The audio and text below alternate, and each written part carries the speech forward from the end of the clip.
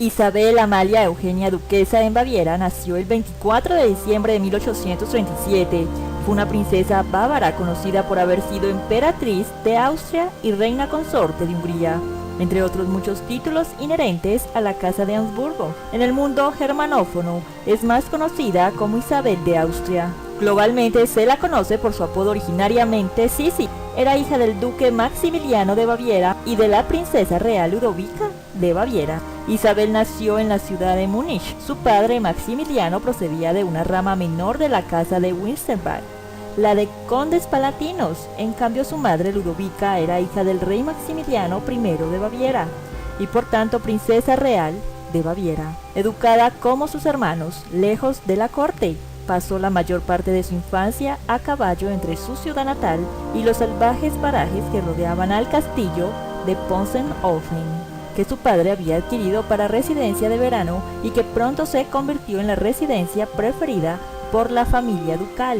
A los 16 años Isabel acompañó a su madre y a su hermana mayor Elena, a quien familiarmente apodaban Nené, en un viaje a la residencia de verano de la familia real de Austria, donde esperaba la archiduquesa Sofía de Baviera, hermana de Ludovica, junto a su hijo, el emperador de Austria, Francisco José I. Tal encuentro estaba preparado para que el emperador se fijase en Elena y la tomase como prometida. Sin embargo, Francisco José, de 23 años, se sintió inmediatamente atraído, pero por Isabel, trastocando los planes que madre y tía tenían para ellos. Un año después del primer encuentro, Isabel contrajo matrimonio con su primo, el emperador de Austria, el 24 de abril de 1854, en la iglesia de los Agustinos de Viena, convirtiéndose así en emperatriz. Isabel tuvo desde el principio serias dificultades para adaptarse a la estricta etiqueta que se practicaba en la corte imperial de Viena. Aún así, le dio al emperador 4 hijos: Sofía, Gisela, Rodolfo y María Valeria. En una visita a Hungría en 1857, Isabel se empeñó en llevar consigo a las archiduquesas Sofía y Gisela, a pesar de la rotunda negativa de su suegra. Durante el viaje, las niñas enfermaron gravemente, padeciendo altas fiebres y severos ataques de diarrea. Mientras que la pequeña Gisela se recuperaba rápidamente, su hermana no tuvo la misma suerte y pereció, seguramente deshidratada. Su fallecimiento, que sumió a Isabel en una profunda depresión que marcaría su carácter para el resto de su vida, propició que le fuese denegado el derecho sobre la crianza del resto de sus hijos, que quedaron a cargo de su suegra, la archiduquesa Sofía. Tras el nacimiento del príncipe Rodolfo, la relación entre Isabel y Francisco José comenzó a enfriarse. Isabel, por su parte, solo pudo criar a su última hija, María Valeria, a la que ella misma llamaba cariñosamente mi hija húngara, dado el gran aprecio que le tenía al país de Hungría, lugar donde habitualmente se refugiaba y en cuya cultura y costumbres se empeñó en educarla. Los grandes enemigos que Isabel hizo en la corte austriaca la llamaban despectivamente la niña húngara, y no por el amor que su madre profesaba por tal país, sino porque creían que la niña era fruto en realidad de algún amante que Isabel habría mantenido. No obstante, el gran parecido que Valeria guardaba con su padre el emperador se encargó de desmentir tales rumores. Dotada de una gran belleza física, Isabel se caracterizó por ser una persona rebelde, culta y demasiado avanzada para su tiempo. Adoraba la equitación, llegando a participar en muchos torneos. Sentía un gran aprecio por los animales, amaba a sus perros, costumbre heredada de su madre, hasta el punto de pasear con ellos por los salones del palacio. Le gustaban los papagayos y los animales exóticos en general. Hablaba varios idiomas: el alemán, el inglés, el francés, el húngaro, propiciado por su interés e identificación con la causa húngara, y el griego, este último aprendido con ahínco para poder disfrutar de las obras clásicas en su idioma original. Cuidaba su figura de una forma maniática, llegando a hacerse instalar unas anillas en sus habitaciones para poder practicar deporte sin ser vista. Su alimentación dio también mucho de qué hablar, pues se alimentaba básicamente a base de pescado hervido, alguna fruta y jugo de carne exprimida. A partir de los 35 años no volvió a dejar que nadie la retratase o le tomase una fotografía. Para ello adoptó la costumbre de llevar siempre un velo azul, una sombrilla y un gran abanico de cuero negro, con el que cubría su cara cuando alguien se acercaba demasiado a ella. Isabel, que había sido considerada la emperatriz más hermosa de Europa, estaba harta de ser contemplada por el pueblo como un ídolo.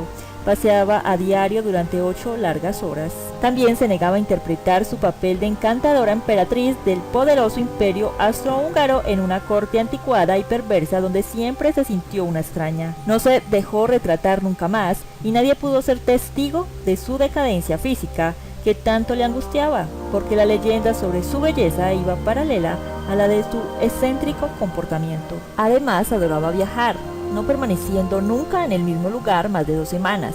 Disfrutó de la literatura, en especial de las obras de William Shakespeare. Detestaba el aparatoso protocolo de la corte imperial de Viena, de la que procuró permanecer alejada durante el mayor tiempo posible, y hacia la que desarrolló una auténtica fobia que le provocaba trastornos psicosomáticos como cefaleas, náuseas y depresión nerviosa. La emperatriz se mantuvo alejada siempre que pudo de la vida pública.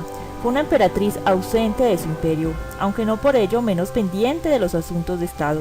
De hecho, fue la propia emperatriz una de las impulsoras de la coronación de Francisco José como rey de Hungría, hecho que se produjo finalmente en 1867. En 1889, la vida de la emperatriz cambiaría radicalmente a causa del fallecimiento de su único hijo y de las circunstancias en que ocurrió.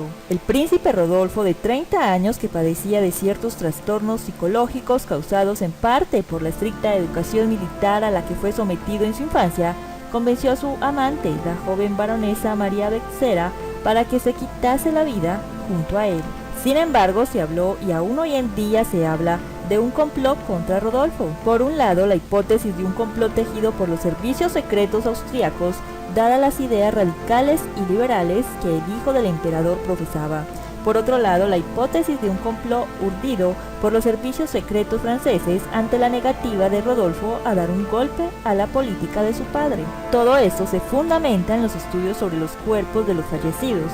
Ella, según dichos estudios, no murió de un disparo en la cabeza, sino de una paliza previa. Él presentaba cortes en la cara y en varias partes del cuerpo, algo impropio de que se hubieran quitado la vida. A pesar de las hipótesis, la causa de su fallecimiento es al día de hoy una incógnita. Este episodio, que se conoce como Crimen de Mayerling, por ser Mayerling el nombre del refugio de casa donde ocurrió la tragedia, dejó también marcado al emperador, quien de la noche a la mañana se encontró sin un heredero que se hiciese cargo del vasto imperio austrohúngaro. Tras el fallecimiento de su hijo, la emperatriz abandonó Viena y adoptó el negro como único color para su vestimenta.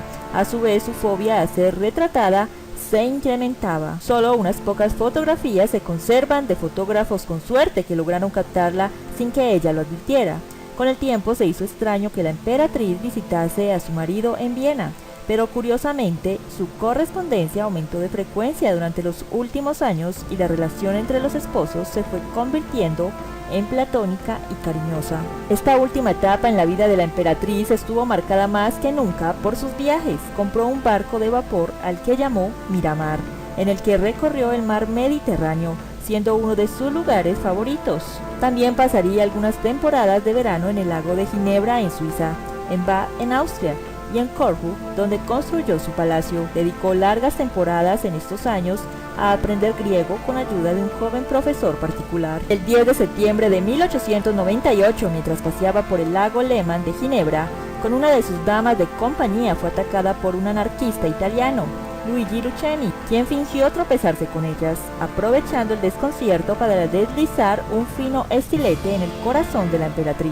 Al principio, Isabel no fue consciente de lo que había sucedido. Solamente al subir al barco que las estaba esperando comenzó a sentirse mal y a marearse. Cuando se desvaneció, su dama de compañía avisó al capitán del barco de la identidad de la dama y regresaron al puerto. Ella misma desabrochó el vestido de la emperatriz para que respirara mejor, y al hacerlo vio una pequeña mancha de sangre sobre el pecho causada por el estilete, que había provocado una mínima pérdida de sangre sobre el miocardio, suficiente para causar el fallecimiento. Luigi Lucchesi estaba en realidad planeando un atentado contra el pretendiente al trono francés, un príncipe de la casa de Orleans, pero cambió de víctima al leer en un periódico que la visita del príncipe francés había sido cancelada y que la emperatriz austríaca se encontraba en la ciudad. El cuerpo de la emperatriz fue trasladado a Viena, entre el gran cortejo fúnebre que el protocolo dictaba, siendo sepultada en la cripta imperial, en la iglesia de los capuchinos, en vez de su palacio en la isla griega de Corfú, donde deseaba recibir sepultura realmente. tal como indicó en su testamento. Junto a su sepulcro se encuentra el de su esposo y el de su hijo Rodolfo. Su imagen es actualmente un icono turístico de Austria. Así, en el Palacio de Viena, que ella tanto detestaba, hay actualmente un museo en su honor.